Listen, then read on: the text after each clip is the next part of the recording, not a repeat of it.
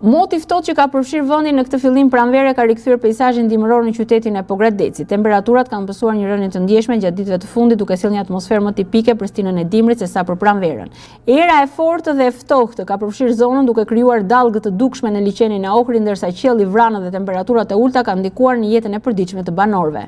Në zonat përreth, sidomos në lartësitë më të mëdha, nuk kanë munguar as rreshjet e pakta dhe të dobta të shiut.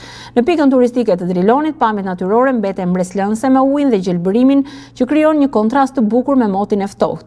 Megjithatë, numri turistëve ka qenë i kufizuar pasi temperaturat e ulta dhe era e fortë kanë ndikuar në frekuentimin e zonës. Pavarësisht kësaj, Pogradeci vjen të mbetet një destinacion i preferuar për vizitorët, sidomos për ata që kërkojnë qetësi dhe peizazhe natyrore të veçanta.